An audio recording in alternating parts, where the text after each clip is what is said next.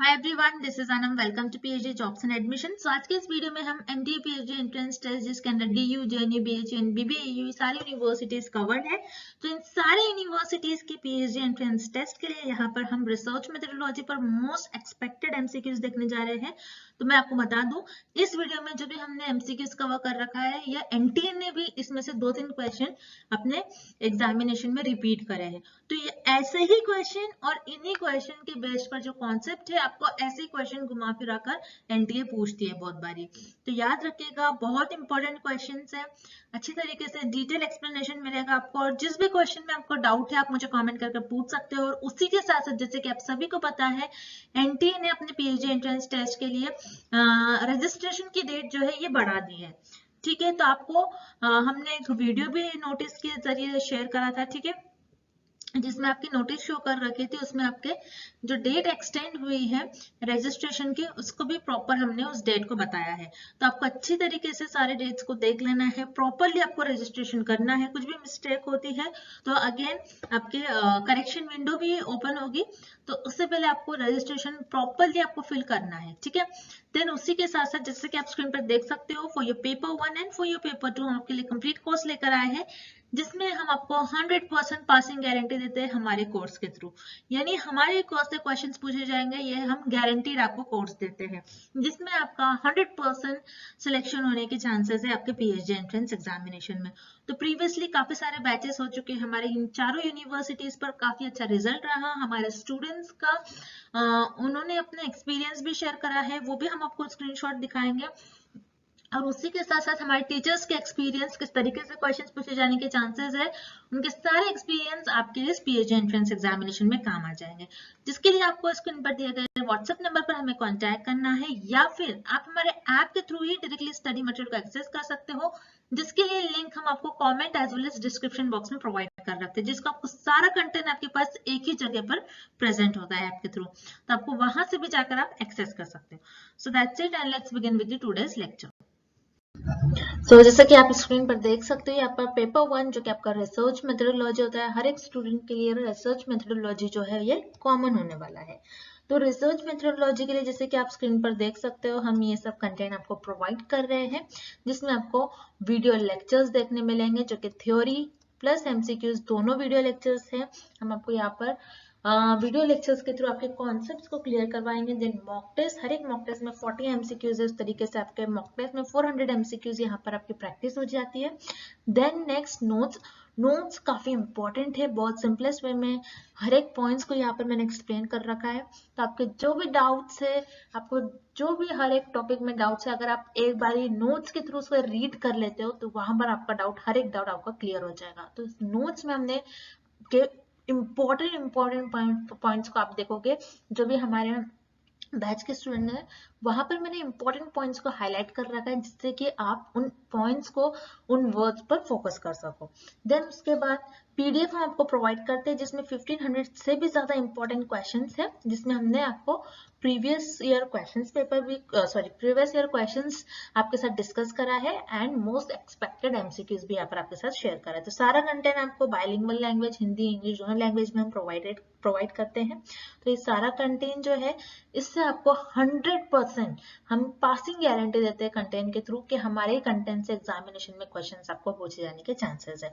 तो उसके लिए आपको स्क्रीन पर जो नंबर नजर आ रहा है व्हाट्सएप के थ्रू, या फिर अगर आप हमारे ऐप के थ्रू कंटेंट को एक्सेस करते हो तो आपको सारी चीजें एक ही जगह पर मिल जाती है। ऐप पर हमारा प्रॉपरली हर एक चीज आपको टॉपिक वाइज हर एक चीज आपको एक ही जगह पर ऐप पर मिल जाएगा। आपके पास एक्सेस होगा, आप जब भी चाहो वहां से आप रीड कर सकते हो। आपके सारा कंटेंट आपको एक ही जगह पर ऐप पर इजीली अवेलेबल होगा। तो ऐप के लिए लिंक भी हमने comment section as well as description box में आपके लिए लिंक प्रोवाइड कर रखी है हमारे ऐप पर, तो आप वहां से डायरेक्टली कंटेंट को एक्सेस करिए। जैसे कि आप स्क्रीन पर देख सकते हो, पेपर 2 का भी हम आपको स्टडी मटेरियल प्रोवाइड करते हैं, जिसमें आपको full syllabus notes, MCQs plus previous year questions भी देखने मिलेंगे। इन सारे सब्जेक्ट्स पर हम आपको स्टडी मटेरियल प्रोवाइड कर रहे हैं। अगर इन सारे सब्जेक्ट्स के अलावा भी आपको कोई और सब्जेक्ट का स्टडी मटेरियल चाहिए तो आप मुझे कॉमेंट कर बता सकते हो। उस पेपर 2 के लिए भी आपको दिए गए स्क्रीन पर जो नंबर नजर आ रहा है, इस पर व्हाट्सएप के थ्रू आपको हमें कॉन्टेक्ट करना है। सो दैट्स इट, हम आज के सेशन को हम स्टार्ट करते हैं। The type of error in which research study over which the researcher has no control is called. So इस क्वेश्चन में भी पूछ रहा है कि रिसर्च में एक ऐसा एरर, ऐसे टाइप का एरर जिस पर रिसर्चर का कोई कंट्रोल नहीं है, तो उस एरर को हम क्या कहेंगे? कि उस एरर को हम टाइप 1 एरर कहेंगे या फिर टाइप 2 एरर या फिर रैंडम एरर कहेंगे? तो याद रखिए रिसर्च में बेसिकली मेनली दो ही टाइप के एरर होता है जिसे हम कहते हैं type 1 error and type 2 error. अब ये एरर होते क्या है, तो आपको याद रखना है रिसर्च में रिसर्चर हमेशा अपनी हाइपोथेसिस को टेस्ट करते हैं। अब जब भी रिसर्च अपनी हाइपोथेसिस को टेस्ट करते हैं हमेशा नल हाइपोथेसिस को टेस्ट करते हैं।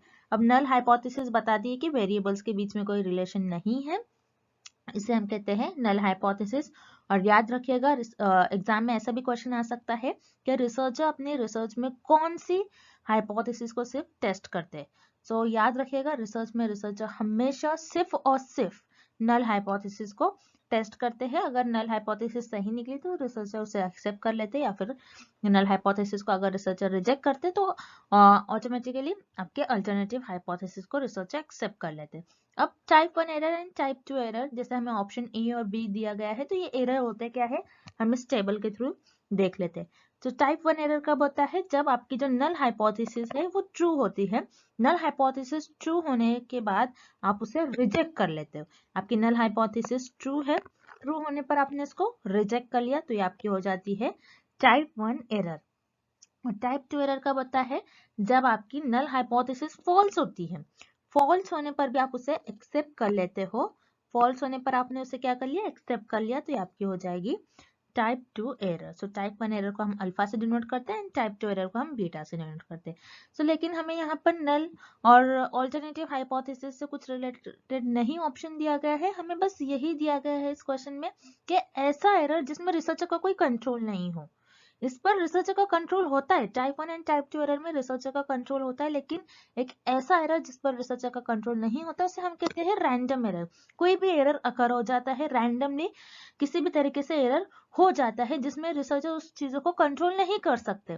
जैसे फॉर एग्जांपल कोई प्लांट पर स्टडी हो रही है, सो टेम्परेचर उस पर अफेक्ट कर सकता है। सो टेम्परेचर ये अफेक्ट कर रहा है तो ये रैंडमली एरर अकर हो जाता है जिस पर रिसर्चर का कोई कंट्रोल नहीं हो। सो इस क्वेश्चन का आपका राइट आंसर हो जाएगा option C, random error. Next, which law is related to sample investigation? So इस क्वेश्चन में पूछ रहा है कि सैंपल इन्वेस्टिगेशन से कौन सा लॉ रिलेटेड है। सो याद रखिएगा सैंपल इन्वेस्टिगेशन होता क्या है आपको पहले ये पता होना चाहिए। मतलब आप जब सैंपल सेलेक्ट करते हो तो आप किस किस तरीके से सैंपल सेलेक्ट करते हो, आप कैसे सैंपल सेलेक्ट कर रहे हो, कितना आपका सैंपल में कितने मेंबर्स हो रहे हैं, क्या आपने ज्यादा आपके सैंपल्स को चुन लिया है, फिर आपने बहुत कम आपके सैंपल्स को चुन लिया, उसे हम कहते हैं सैंपल इन्वेस्टिगेशन। यानी सैंपल पर आप कैसे स्टडी परफॉर्म कर रहे हो उसे हम कहते हैं सैंपल इन्वेस्टिगेशन। अब सैंपल इन्वेस्टिगेशन से आपके जो लॉ रिलेटेड होते हैं, ये दोनों भी लॉ होते हैं, law of statistical regularity and law of inertia of large numbers. ये दोनों भी लॉ बहुत इंपॉर्टेंट होते हैं। अगर आप सैंपल पर इन्वेस्टिगेशन करो तो आपको ये दोनों लॉ को फॉलो करना होता है। अब ये दोनों लॉ होते क्या है, सो हम यहाँ पर देखते हैं इस डेफिनेशन में। So law of statistical regularity क्या होता है कि आपने जो भी आपके सैंपल सेलेक्ट कर रहे हैं रैंडमली, जो भी आपके पास सैंपल होंगे वो आपकी पूरी पॉपुलेशन को रिप्रेजेंट करना चाहिए, तभी आप उस सैंपल पर स्टडी परफॉर्म करते हो फिर इन्वेस्टिगेशन परफॉर्म करते हो और तभी आपको सही रिजल्ट भी मिलेंगे। सो उसे कहते हैं हम लॉ ऑफ स्टैटिस्टिकल रेगुलरिटी। और law of inertia of large numbers बहुत इंपॉर्टेंट है, जिसे हम principle of stability of mass data भी कहते हैं। याद रखना है एग्जाम में आपको इस नाम से भी आ सकता है और इस नाम से भी आपको क्वेश्चन पूछा जा सकता है कि सैंपल इन्वेस्टिगेशन में कौन से लॉ रिलेटेड होते हैं। So law of inertia of large number, principle of stability of mass data, ये दोनों लॉ होते क्या है। So law of inertia of large numbers, जैसे लार्ज नंबर्स लिखा है यहाँ पर, लार्ज नंबर्स का मतलब होता है कि आपका जितना ज्यादा आप सैंपल सिलेक्ट करोगे उतना कम आपके एरर आने के चांसेस होंगे, मतलब उतना एक्यूरेट आपके रिजल्ट आ सकते हैं, उतने सही आपके रिजल्ट आ सकते हैं। सो याद रखिएगा जब भी आप आपके सैंपल का साइज लार्ज रखोगे आपके जो रिजल्ट आएंगे उतने एक्यूरेट आएंगे, उतने सही आ सकते हैं और इस केस में आपके जो सैम्पलिंग एरर है वो भी रिड्यूस हो जाता है। सो सैंपल इन्वेस्टिगेशन में ये दोनों भी लॉ बहुत इंपॉर्टेंट होते हैं और ये दोनों भी लॉ सैंपल इन्वेस्टिगेशन से रिलेटेड होते हैं, इसलिए इस क्वेश्चन का आपका राइट आंसर हो जाएगा option C, both. Next, action hypothesis are based on. इस क्वेश्चन में पूछ रहा है कि एक्शन हाइपोथेसिस कौन से ऑप्शंस पर बेस्ड होंगी। अब एक्शन हाइपोथेसिस ये होती क्या है? सो एक्शन वर्ड आ रहा है, that means it is related to your action research. Okay, so action research में जैसे हम किसी भी प्रॉब्लम को सॉल्व करने के लिए कुछ इमीडिएटली उस प्रॉब्लम के अगेंस्ट एक्शन लेते हैं, इसीलिए हम उसे कहते हैं action hypothesis, sorry action research. अब एक्शन हाइपोथेसिस क्या होती है? एक्शन रिसर्च में हम जब भी प्रॉब्लम के अगेंस्ट कुछ प्रॉब्लम को सॉल्व कर रहे हैं, सो उसके अगेंस्ट कुछ हाइपोथेसिस मेड करने को हम कहते हैं एक्शन हाइपोथेसिस। अब जैसे मैंने आपको इसके पहले भी कई लेक्चर्स में बताया कि एक्शन रिसर्च आपकी टीचिंग फील्ड में ज्यादा यूज करी जाती है, एजुकेशनल फील्ड में ज्यादा यूज करी जाती है। जैसे फॉर एग्जाम्पल एक्शन रिसर्च में आप एक्शन हाइपोथेसिस कैसे बनाओगे कि मान लीजिए एक क्लास में एक टीचर है, वो बच्चों को बता रही है कि मैप को किस तरीके से रीड करना है, किस डायरेक्शन में मैप को देखना है। अब बच्चों को समझ में नहीं आ रहा है किस डायरेक्शन में आपको मैप है और मैप को रीड करना है। तो यहाँ पर टीचर क्या करेगी? इसके अगेंस्ट हाइपोथेसिस ले डाउन करेगी कि मैं और किस तरीके से बता सकती हूँ कि बच्चों को किस वे में कितना इजी मेथड होगा कि मैप को रीड करना। से यहाँ पर टीचर इमीडिएटली कुछ हाइपोथेसिस ले डाउन करेगी और उसको सॉल्व करना स्टार्ट कर देगी। सो एक्शन हाइपोथेसिस किस चीज पर बेस्ड होती है? प्रॉब्लम पर, क्योंकि एक्शन रिसर्च भी हमारी प्रॉब्लम पर ही बेस्ड होती है, जिसमें हम प्रॉब्लम को सॉल्व करते हैं। मतलब प्रॉब्लम को कुछ cause of a problem, problem का क्या कॉज है, उसे हम सॉल्व करने के लिए एक्शन हाइपोथेसिस का यूज करेंगे। सो इस क्वेश्चन का आपका राइट आंसर हो जाएगा option B, cause of hypothesis. Action research में कोई थ्योरी का आप यूज नहीं करते हो और रिसर्चर्स के एक्सपीरियंस का यूज नहीं किया जाता है, बल्कि किसी इमीडिएट प्रॉब्लम को सॉल्व करा जाता है, यानी प्रॉब्लम का हम कॉज फाइंड आउट करते हैं और एक्शन हाइपोथेसिस इसी पर बेस्ड होती है कि प्रॉब्लम का क्या कॉज हो रहा है। Next, The snowball sampling method is useful when the universe is small and dash। इस क्वेश्चन में हम पूछ रहे हैं कि आप स्नोबॉल सैम्पलिंग मेथड जब यूज करते हो तो आप कब यूज करोगे? जब आपकी यूनिवर्स स्मॉल होती है। और क्या होती है आपकी यूनिवर्स? क्या स्कैटर्ड होती है, स्पेसिफिक होती है, जनरल होती है, फिर कॉन्सेंट्रेटेड होती है? तो हम पहले देखते हैं कि स्नोबॉल सैम्पलिंग क्या होती है। सो स्नोबॉल सैम्पलिंग जिसमें रिसर्चर का बहुत ज्यादा इंपॉर्टेंट रोल रिसर्चर नहीं प्ले करते, यहाँ पर आपके जो रिस्पोंडेंट होते हैं ये इंपॉर्टेंट रोल प्ले करते हैं। तो यहाँ पर जैसे मान लीजिए ये रिसर्चर है, रिसर्चर को स्टडी करना है पर्टिकुलर जो सिटी है, उस सिटी में रहने वाले जो पर्सन है, कितने पर्सन ड्रग कंज्यूम करते हैं।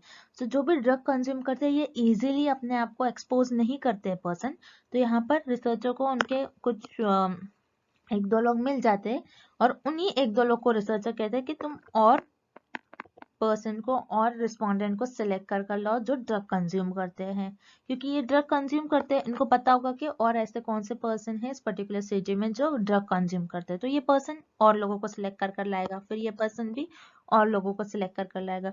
तो यहाँ पर स्नोबॉल सैम्पलिंग में मेनली जो यूनिवर्स होती है वो बहुत स्मॉल होती है, क्योंकि इजीली लोग खुद को एक्सपोज नहीं करते कि हम ड्रग कंज्यूम करते हैं, ऐसा कोई भी नहीं करेगा, इसीलिए एक दो परसेंट रिसर्चर को मिल जाते हैं और उन्हीं लोगों से रिसर्चर कहते हैं कि तुम और रेस्पोंडेंट को सिलेक्ट कर लाओ।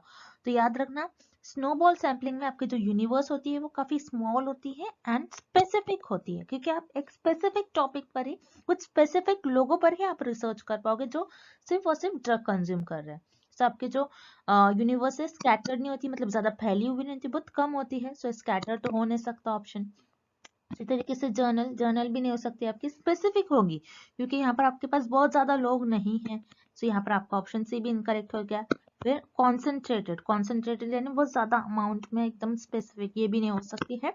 लेकिन आपकी जो स्नोबॉल सैम्पलिंग है, स्नोबॉल सैम्पलिंग मेथड में आपकी जो यूनिवर्स होती है बहुत स्मॉल होती है और एक स्पेसिफिक होती है, इसलिए यहाँ पर आपका करेक्ट ऑप्शन हो जाएगा option B, specific. Next, when data collected is passed through one statistical method, organization, classification, tabulation, computation, etc. are called। इस क्वेश्चन में पूछ रहा है आपने एक डेटा कलेक्ट कर लिया, फॉर एग्जांपल उस डेटा पर आपने एक स्टैटिस्टिकल मेथड अप्लाई करा, मतलब आपने उस डेटा का मीन निकाला होगा, उसका मीडियन, मोड, उसका स्टैंडर्ड डिविएशन निकाला, देन उसको ऑर्गेनाइज किया आपने, उसको सिस्टमैटिकली उसको प्लेस किया, देन उसको आपने क्लासीफाई करा, जिस ग्रुप में उस डेटा को होना चाहिए वहां पर आपने प्रॉपर उसको अरेंज कर दिया, देन टैबुलेशन कर दिया, मतलब आपने टेबल में उस डेटा को फिल कर दिया, एंड देन लास्ट आपने कंप्यूट कर दिया वैल्यूज को। सो उसे हम क्या कहते हैं? उस डेटा को। सो याद रखना जब भी आपके पास जो डेटा मिल रहा है आप उस पर कुछ अप्लाई कर रहे हो, जैसे स्टैटिस्टिकल मेथड, उसको ऑर्गेनाइज कर रहे हो, उसको क्लासीफाई कर रहे हो, तो उससे हम कहते हैं कोई प्रोसेस डेटा होता है, क्योंकि आप उस डेटा पर कुछ काम कर रहे हो, तो उस डेटा को बोलेंगे हम एक प्रोसेस डेटा। उसको आपने एक प्रॉपर वे में जो इन्फॉर्मेशन लग रही है आपने सिर्फ उतना ही रखा, जो अननेसेसरी इन्फॉर्मेशन उसको आपने डिलीट कर दिया, तो उसे हम कहेंगे वो एक प्रोसेस डेटा हो जाएगा। अब रॉ डेटा क्या होता है? रॉ डेटा वो होता है जो एक ओरिजिनल डेटा हो या फिर अनऑर्गेनाइज्ड डेटा हो। मतलब ऐसा डेटा जो आप मान लीजिए आपने सैंपल पर स्टडी परफॉर्म किया और सैंपल से आपको जो डेटा मिल रहा है आप उसे बोलोगे ओरिजिनल डेटा, क्योंकि यहाँ पर आपने उस डेटा को ना ही आपने उसका स्टैटिस्टिकल मेथड से कुछ अपने मीन मीडियन निकाला उसका, ना उसको ऑर्गेनाइज किया, ना आपने उसको क्लासीफाई किया, बस आपको एक डेटा मिल गया सैंपल से। सो वो एक ओरिजिनल डेटा अगर अनऑर्गेनाइज्ड होगा, जिसको आपने उसको कुछ ऑर्गेनाइज नहीं किया, उस पर कुछ मेथड्स ने अप्लाई किए, उसको क्लासीफाई नहीं किया, तो उसे हम कहते हैं एक रॉ डेटा। सो रॉ डेटा और अनऑर्गेनाइज्ड डेटा इस क्वेश्चन का आंसर नहीं होगा। उसी तरीके से option D is personal data.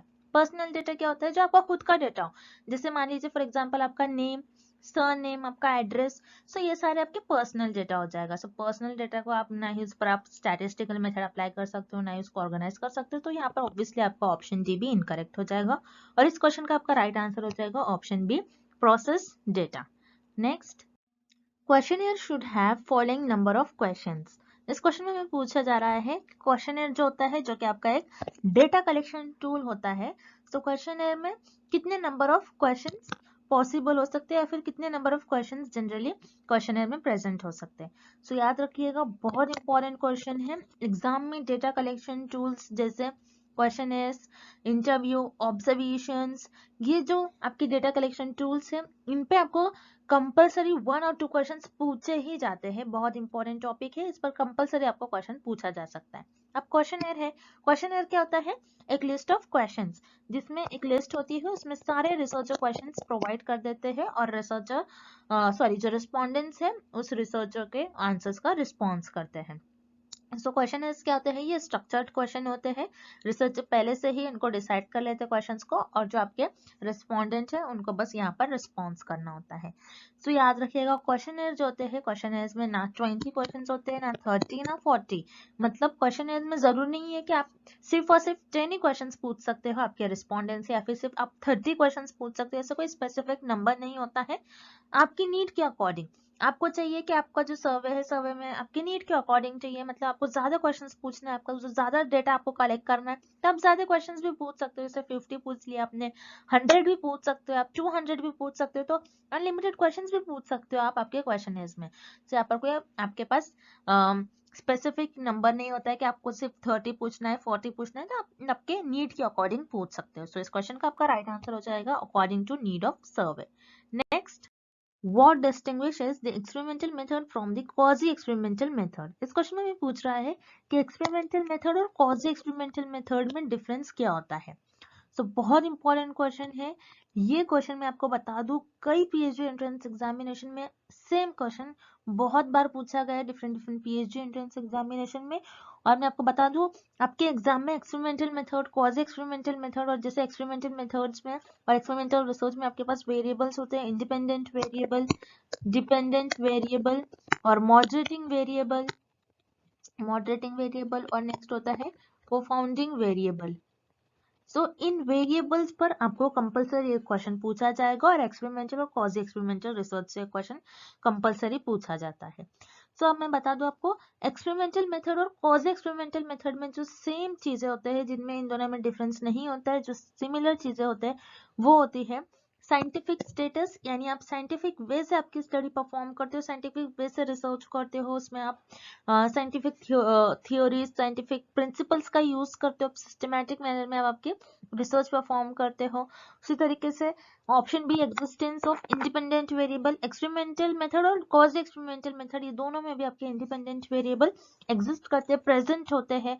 Next, sensitivity of the dependent variable. So experimental method और क्वाजी एक्सपेरिमेंटल मेथड में आपका जो डिपेंडेंट वेरिएबल था, आप बेसिकली इसको ऑब्जर्व करते हो। दोनों में आपका इंडिपेंडेंट डिपेंडेंट वेरिएबल का रोल सेम ही प्ले होता है दोनों भी मेथड में। सो यहाँ पर आपका ऑप्शन ए, बी एंड सी, ये तीनों भी इनकरेक्ट हो जाएगा, क्योंकि ये तीनों भी ऑप्शंस में आपको एक्सपेरिमेंटल मेथड और क्वाजी एक्सपेरिमेंटल मेथड के डिफरेंस नहीं दिए हैं, बल्कि तीनों भी ऑप्शन में इन दोनों मेथड्स की सिमिलैरिटीज आपको दी गई है। अब जो डिफरेंस होता है आपके एक्सपेरिमेंटल मेथड और क्वाजी एक्सपेरिमेंटल मेथड में ये होता है कि आपके जो आप रैंडम असाइन करते हो पार्टिसिपेंट्स को, ये रैंडमली आप असाइन नहीं कर सकते आपके क्वाजी एक्सपेरिमेंटल मेथड में। अब जैसे कि एक्सपेरिमेंटल मेथड में आप आपके जो इंडिपेंडेंट वेरिएबल होता है इनको मैनिपुलेट करते हो, इनको रैंडमली आप असाइन करते हो, लेकिन ऐसा आप क्वाजी एक्सपेरिमेंटल मेथड में नहीं करते हो, क्योंकि क्वाजी का मतलब क्या होता है, आर्टिफिशियल। ओके, आप आर्टिफिशियली आप नेचुरल वे में इसको परफॉर्म नहीं करते हो, इसीलिए आप क्वाजी एक्सपेरिमेंटल रिसर्च में आप डायरेक्टली आपके जो पार्टिसिपेंट्स होते हैं उनको रैंडमली असाइन नहीं करते हो, ना ही आपके इंडिपेंडेंट वेरिएबल को मैनिपुलेट करते हो। तो यही डिफरेंस होता है एक्सपेरिमेंटल मेथड और क्वाजी एक्सपेरिमेंटल मेथड में। सो इस क्वेश्चन का आपका राइट आंसर हो जाएगा option D, the random assignment of participants to conditions. Next, select the wrong statement from the following. इस क्वेश्चन में हमें सैम्पलिंग से रिलेटेड कुछ स्टेटमेंट्स गिवन है और हमें फाइंड आउट करना है कि कौन सा स्टेटमेंट रॉन्ग है। सो वन बाय वन हम ऑप्शंस देखते हैं।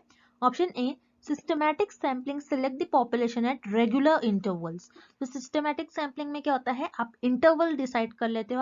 आपके मान लो कोई पॉपुलेशन है, पॉपुलेशन में से आप ये डिसाइड कर लोगे कि आपके पास बहुत लार्ज पॉपुलेशन है, उस पॉपुलेशन में से मैं हर 5th पर्सन को सिलेक्ट कर लूंगा और वो मेरा सैंपल बन जाएगा। सो यहाँ पर आप कोई इंटरवल डिसाइड कर लो कि इतने इतने नंबर्स के लोगों को, इतने इतने नंबर्स पर जो भी मेंबर्स आएंगे उनको मैं सिलेक्ट कर लूंगा। तो ये सिस्टमैटिक सैम्पलिंग में आता है और यहाँ पर आपको ऑप्शन ए करेक्ट हो जाएगा।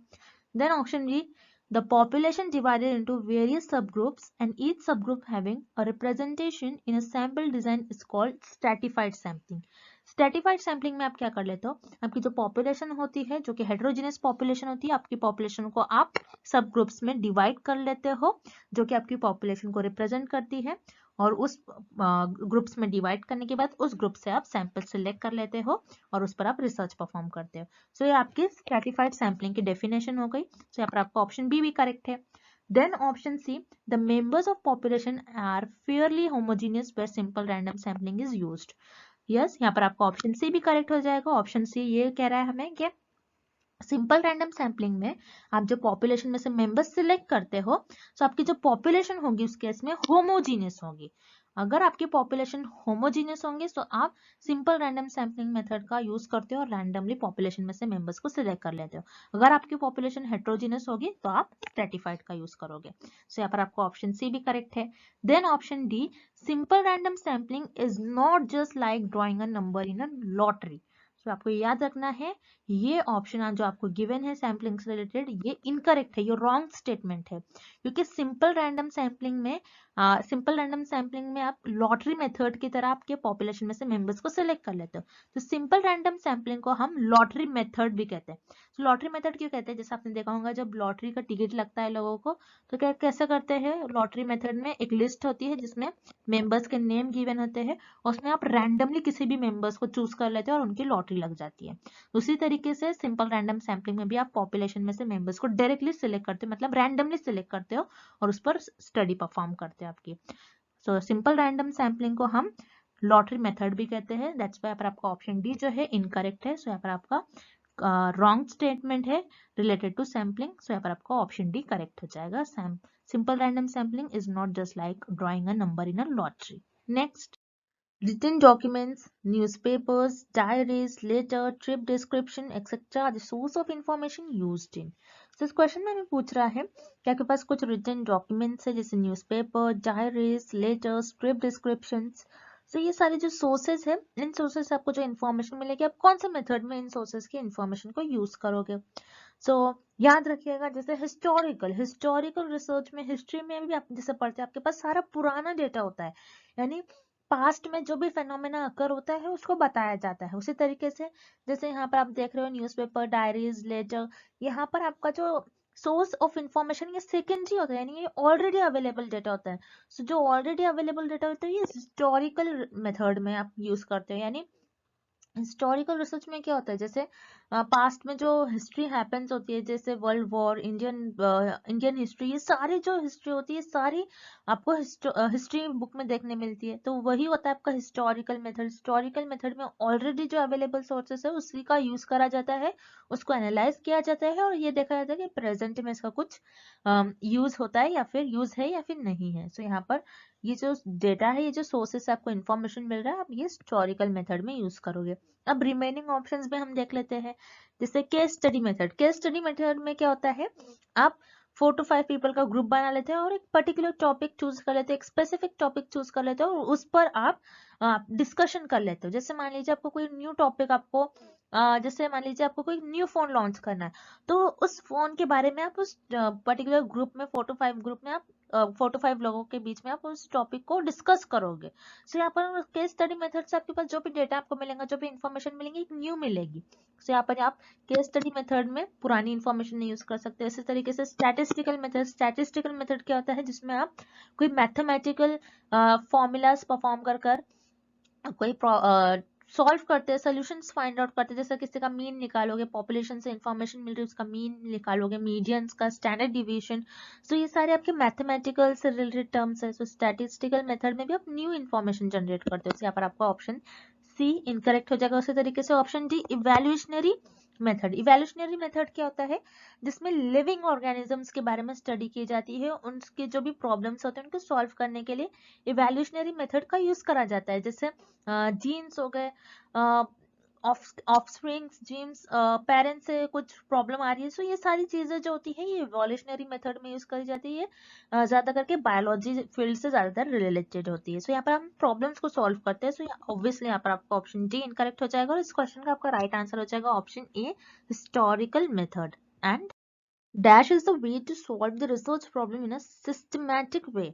इस क्वेश्चन में हमें पूछ रहा है कि हमें दिए गए ऑप्शन में से कौन सा एक ऐसा ऑप्शन है जिसमें हम हमारी जो रिसर्च की प्रॉब्लम होती है उसे हम एक सिस्टमैटिक वे में सॉल्व करते हैं।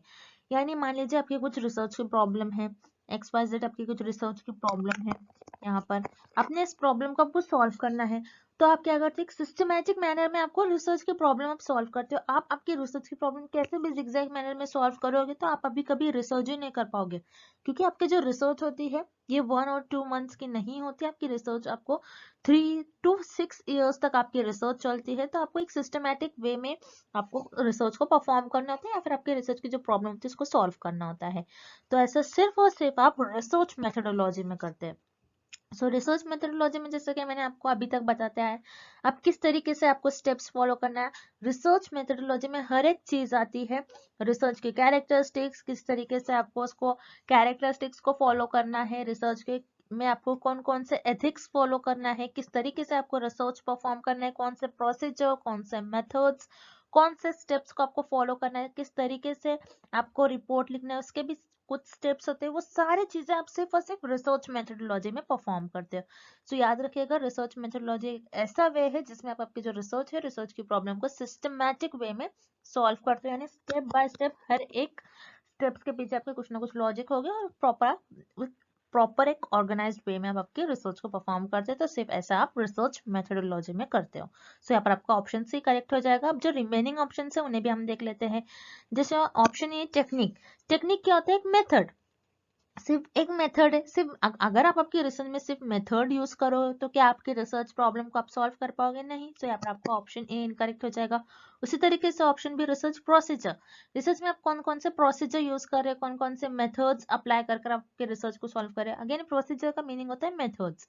सो रिसर्च में सिर्फ आप मेथड्स यूज करोगे तो आप आपकी रिसर्च की प्रॉब्लम कभी सॉल्व नहीं कर पाओगे। तो यहाँ पर आपका ऑप्शन बी इनकरेक्ट हो जाएगा। उसी तरीके से ऑप्शन डी रिसर्च प्रोसेस। सिर्फ आप आपके रिसर्च के प्रोसेस, यानी आप रिसर्च के कुछ जैसे 7 to 8 स्टेप्स है, उन्हीं स्टेप्स को, उन्हीं प्रोसेस को अगर परफॉर्म करोगे तो क्या आप आपकी रिसर्च की प्रॉब्लम सॉल्व कर पाओगे, ये भी हम नहीं कह सकते। सो यहाँ पर आपका ऑप्शन डी भी इनकरेक्ट हो जाएगा। सो यहाँ पर आपका करेक्ट ऑप्शन हो जाएगा रिसर्च मेथोडोलॉजी, क्योंकि रिसर्च मेथोडोलॉजी एक ऐसा वे है जिसमें आप आपकी रिसर्च की प्रॉब्लम को सिस्टमैटिक वे में सॉल्व करते हो। Next, thank you for watching this video.